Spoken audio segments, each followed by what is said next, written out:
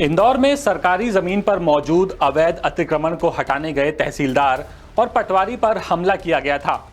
प्रशासन की इस टीम पर फायरिंग की गई थी, जिसका वीडियो भी सामने आया था। इस हमले के पीछे सुरेश पटेल का नाम सामने आ रहा है, लेकिन आखिर ये सुरेश पटेल कौन है और इसका काम क्या है?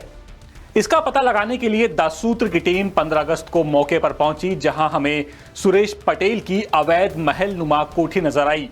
हमने जब आसपास के लोगों से बात की तो पता चला कि बरदरी और भोरासला गांव में सुरेश पटेल की नेताजी के नाम से जाना जाता है और उसकी कोठी के बाहर भी नेताजी ही लिखा हुआ है। और सूत्रों की माने तो नेताजी के ऊपर कांग्रेस के पूर्व दिग्गज मंत्री का हाथ है और पूर्व मंत्री के इसी हाथ के चलते सुरेश पटेल के हौसले बुलंद हैं।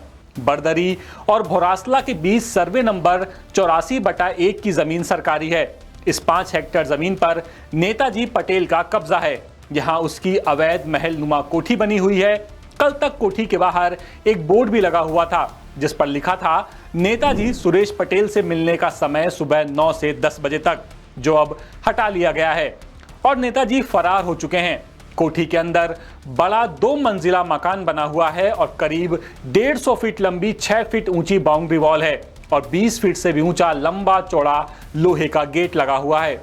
अंदर लंबी चौड़ी सरकारी जमीन कब्जे में है। बताया जाता है कि यह समारोह के लिए किराए पर दी जाती है और इससे लाखों रुपए नेताजी कमाते हैं।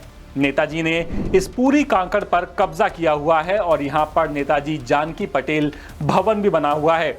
साथ ही आगे छोटी छोटी दुकानें हैं, जिनमें कुछ किराए पर चल रही हैं तो कुछ बेच दी गई हैं। इन सब का किराया नेताजी खा रहे हैं।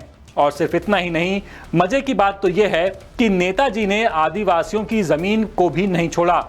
नेताजी ने यहाँ के आदिवासियों के पट्टे ले रखे हैं और उस पर अवैध निर्माण बनाकर रखा हुआ है। रेवती की ओर जाने से पहले टर्न पर अरविंदो अस्पताल खत्म होने के बाद नेताजी टायर और अलाइनमेंट की दुकानें भी हैं, जो उनके दोनों बेटे मुकेश और नरेंद्र संभालते हैं। इसे भी अवैध बताया जा रहा है, जबकि 14 अगस्त को प्रशासन की टीम पर जो फायरिंग हुई उसमें अब कलेक्टर का भी बयान सामने आया है। देखिए, एक ईडी की प्रॉपर्टी है जो ईडी के द्वारा अटैच करी गई है, जिस पर स्पेशल कोर्ट का आदेश भी था। ईडी की तरफ से जो रिक्वेस्ट आई थी उस पर टीम जब हटाने गई थी तो वहां पर गोली चलने की बात संज्ञान में आई थी।